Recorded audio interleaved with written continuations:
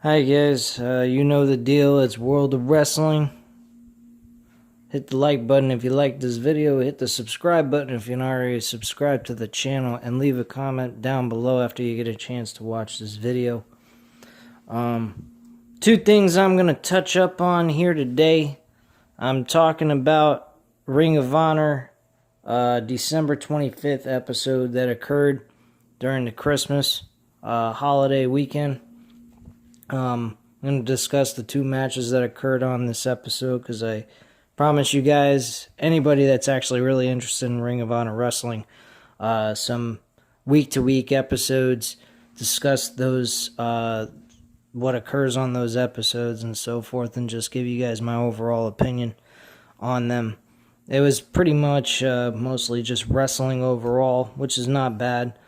But something else I want to discuss and kind of leave some thoughts and prayers to Brodie Lee's family. Definitely feel horrible about what's happened to him. Passed away over the Christmas holiday, and pretty fucked up way to go, man. Passing away during the Christmas holiday. He left behind his family. Not that he chose to or anything. And the man was dealing with some severe health issues with his lungs. It had nothing to do with COVID-19 related issues, which was kind of surprising. It does explain why he wasn't on television for quite some time since his match he had with Cody Rhodes with the dog collar match. Since then, we didn't see him at all. Probably everybody was wondering what the hell was wrong with him. I was assuming either one of two things. He was dealing with an injury or he was dealing with health issues or something. I didn't think it was anything serious to the point where he could pass away. But I thought maybe it was just something he had to take care of and get himself better, and that's pretty much it. Unfortunately, it was a lot worse than what I thought it was, and he happened to pass away from lung issues. Which I feel terrible. I think I didn't really upload a video on that during the weekend. Really, I just kind of felt horrible about it, and it wasn't exactly something I was very happy to hear, especially coming from my best friend. He happened to tell me this news over the Christmas holiday. I wish the man a Merry Christmas on Christmas Eve, and the man doesn't say a word to me until Saturday night and tells me that Brodie Lee's passed away. I'm like, dude, what the fuck? You're telling me about something that terrible, and instead of just saying, hey, did you have a happy Christmas? I did that and whatnot. I had a nice Christmas and whatnot. I hope you're doing all right. He comes up with Brodie Lee passing away. I'm like, what the fuck? That came out of left field. And it was tried. I wasn't trying to be mean or anything, but it just was very depressing to hear that. And I just didn't want to know from something that terrible. I could have heard it from JD, which he brought up on Monday Night Raw review. But I just didn't want to hear something like that. I'm sure I could have came across something like that on my own anyway. But it just was not something I wanted to hear on Christmas, and it's a very sad situation, especially for his family. He really loved and cared about his family based off of what I heard from JD's review on Monday Night Raw, discussing and actually playing some clips that he had during interviews about how he really loves his family and how he cared about his son and so forth. I believe he has more than one son. So if I'm wrong about that, apologize. But yeah, the guy was a family man. He reminded me, just getting some glimpses of who Brodie Lee really was as a person, reminded me a lot of Owen Hart. Thankfully, he never passed away from a fucking incident in a professional wrestling promotion. So thankfully, that wasn't the case for Brodie Lee. Owen Hart was a lot worse than Brodie Lee, but still, this is not good either. But I feel bad for the man, and it is what it is. At least the man lived a very nice, kind life for the time that he lived, and he was close with his family, so they do have some good memories of their husband and father. So that's some positiveness out of the whole situation. But at the end of the day, when someone loses a loved one, it's not a good thing to have. So I'm sorry to his family and wife and kids and so forth. And I hope that they recover from this. I'm sure they will. It's just really kind of tough to deal with something like that out of left field and just randomly happening out of nowhere and just feeling sick and just deteriorating before your very eyes. I'm sure that's what his wife and kids were witnessing, which was probably one of the most terrible things you could ever see someone go through. Anyway, guys, that's just my insight on Brodie Lee, my little tribute to him. May you rest in peace, Brodie Lee. I hope you're in heaven, man. You seem like a really nice guy. So, anyway, guys, I'm going to hit the intro music, and I'll be right back with Ring of Honor, December 25th, 2020 review, and I'll catch you in just a few seconds.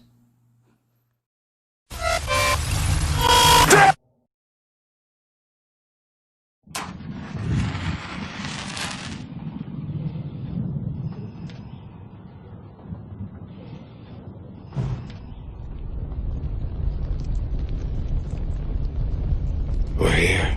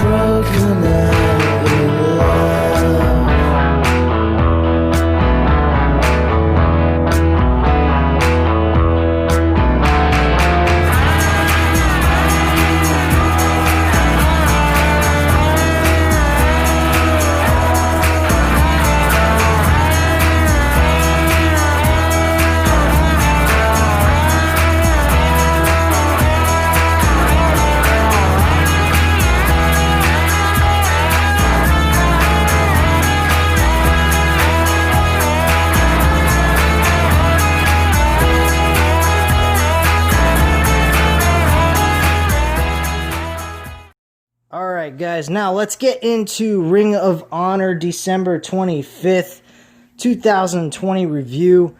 I have to admit guys, this was a decent wrestling show. No, there wasn't any major storylines being developed going into a pay-per-view type of format event. I mean, not generally. In most cases, every month the Ring of Honor is going to have a pay-per-view event. They'll have like a little event that takes 3 hours, like a pay-per-view, but it won't be like pay-per-view-esque. And they'll give you like a 3-hour show or 2.5 hours, somewhere around there, and give you some really good quality wrestling. These episodes are like 50 minutes to an hour long, pretty much.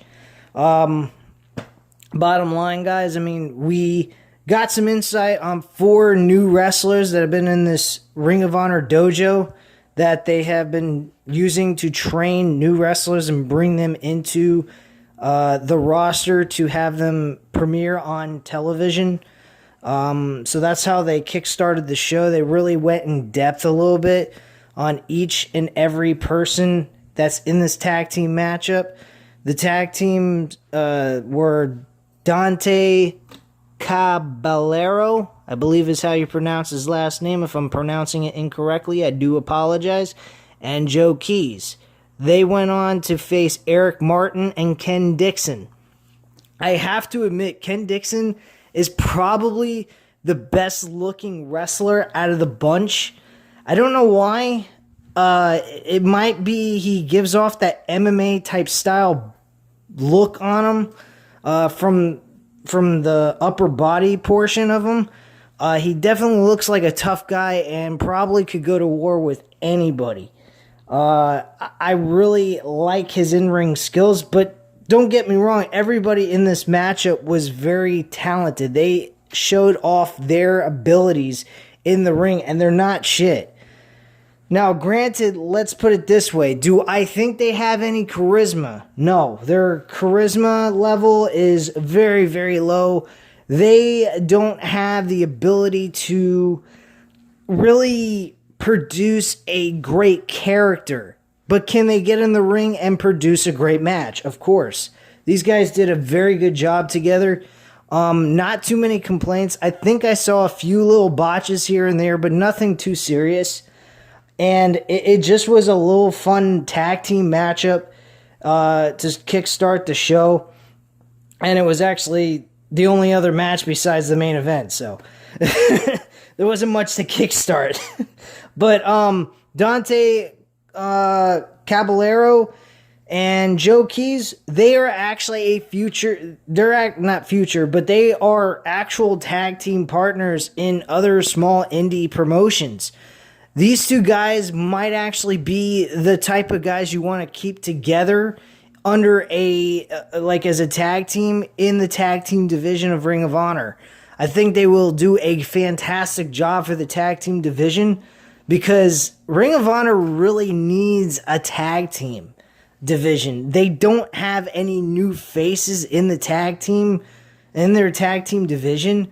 So it really is kind of stale. You're not seeing much of anything. I mean, you got the Briscoes, who are great tag team wrestlers. Jay Briscoe and Mark Briscoe, they've been there from day one practically. And they're 11-time tag team champions. They're like the fucking Dudley Boys of Ring of Honor, I guess you could say. But these guys are like dominated. They have dominated the Ring of Honor for a very long time, the Briscoe brothers. Now, these two guys, I could see them possibly being top rank world tag team champions, even possibly. So I would be totally for the idea of Dante Caballero and Joe Keys staying together as a tag team. Now, Eric Martin, he's probably the weakest one of the bunch. Not that to say he's a bad wrestler. He just doesn't have that kind of excitement to him. He's very, very, very, very stale. He's kind of boring. I don't particularly like... I didn't like him that much in this match. I don't know what it was. I'm not discrediting his wrestling ability. Don't get me wrong. He didn't entertain me very much out of the bunch. And like I said, Ken Dixon has that MMA type of look to him. Even though he probably doesn't have diggly squat knowledge of any kind of MMA style fighting. Maybe Brazilian jiu-jitsu or something like that. I did hear like them mentioning that in the commentators mentioning that during the matchup. So, I mean, that might be a possibility, but the rest of the match itself, though, was really fun. I enjoyed it. Eric Martin was the weakest link out of the four men that was in this matchup. And Dante Caballero, Caballero and Joe Keys win this matchup in 10 minutes and 20 seconds. Now, during in between, they had Jay Briscoe pick out presents with people's names in them, picking out 4 other guys on his team to do a 10-man tag team matchup. So Jay Briscoe had Brawler Malonis, Flip Gordon, John Walters, and PCO. They went up against Beer City Bruiser, Dak Draper, Dalton Castle, and Tracy Williams, with Mark Briscoe being the leader of his team. This matchup was a fucking fun matchup. Really good matchup, despite the fact that it had so many people in it. Usually I shit all over multi-man tag team matches, but this was actually a fun match. I enjoyed it. PCO was actually the star of the match. He did some really off-the-wall stunts and spots in this matchup that normal guys his age should not be doing. I mean, this guy was doing some fucking flips that is outrageous. And this guy is like pushing 50, I believe. I'm not even sure of his age. Let me check it out on Google real quick. But yeah, this man was going ahead and performing moves that normal people his age should not be doing at all. This guy is 53 years old. Holy shit. That is crazy. And this guy was doing moonsaults. He had one moonsault he did that he looked like he was going to break his freaking neck. I swear to you guys. If you guys don't have Honor Club with Ring of Honor, I would definitely get this. It's only $9.99 a month. It's the same as like WWE. And if you're not doing too many subscriptions, this is definitely something you might be interested in doing and getting at this point, because the wrestling's good. Storyline wise, I mean, they ain't got much to tell. I mean, let's be honest, there's not much to tell in an hour show, number one. And number two, they got no major event coming up anyway right now. So they're kind of just going through the motions, I guess you could say. And this was a fun match. I enjoyed it for what it was. And Brawler Malones, Flip Gordon, Jay Briscoe, and John Walters and PCO defeated Beer City Bruiser, Dak Draper, and Dalton Castle, Mark Briscoe, and Tracy Williams. I will say this, Tracy Williams, he's a very talented wrestler. He reminds me of a smaller version of Timothy Thatcher. I think Timothy Thatcher would actually fit well in Ring of Honor than he is in NXT. I mean, granted, he is doing a good job wrestling-wise, but his gimmick, his character, who he is, he's a very stale individual. Ring of Honor would benefit him a lot more than NXT would. And NXT is not a bad promotion by any means, even though they're part of WWE. If you've been following this channel, you all know how my attitude is by WWE. I don't even do reviews on Raw or SmackDown anymore because of how bad it is. Hell, I don't even do NXT anymore because of how devalued NXT has become. But Timothy Thatcher is a great talent, but he doesn't have that it factor to him that gets you entertained and get emotionally attached to the character. In Ring of Honor, it's different. It's not all about the charisma. You don't have to be a charismatic character. You don't have to be over the top. You just have to know how to wrestle. That's all this show is about. It's about wrestling. It's about pure wrestling. And I like that. I really do. I think that they should have a good balance between wrestling and actual entertainment. I think that's what they need in WWE. And wrestling in Ring of Honor is just all out pure wrestling. That's all it's about. With, a touch of story here and a touch of story there. But at the end of the day, it's all about the wrestling. That's all it's about. And I think that's great. AEW kind of has what I'm looking for. They got the gimmicks, they got the wrestling itself, they got the built up storylines, and just keeping you on, not really on the edge of your seat type of thing, but more like invested in what they're actually producing on the television show week after week to give you a reason to want to watch. And like WWE doesn't do that, of course. And Ring of Honor, they give you something. They may not give you that idea of like wanting to sit back and tune in for the great storyline that's being produced or anything like that. But they give you a reason to tune in because they give you good wrestling. And if you got at least good wrestling, it's well worth fucking watching. But if you got none, you have no wrestling at all that's good, and you have shitty fucking programs that don't mean diddly shit, make no sense, illogical, make you feel like your intelligence is insulted. Who the fuck wants to watch that crap? That's just my attitude. So overall, that was the base of the show. Mainly wrestling, no storylines built here. It does look a little like they got some friction going on between Jay Briscoe and Mark Briscoe, which I did mention during the Ring of Honor Final Battle pay-per-view. There was some friction between those two. Fucking EC3 couldn't perform because of COVID-19 reasons. So Jay Briscoe said, "I'd be your partner," and go into the tag team title match. And he said, "No, man, I got PCO, so hey, we're good. I'll see you later." And Jay Briscoe felt a little insulted by the whole situation. And he ended up having a match with Shane Taylor, which, by the way, now that I mention his name, I'm surprised he wasn't in this 10-man tag team match. It's kind of fucked up.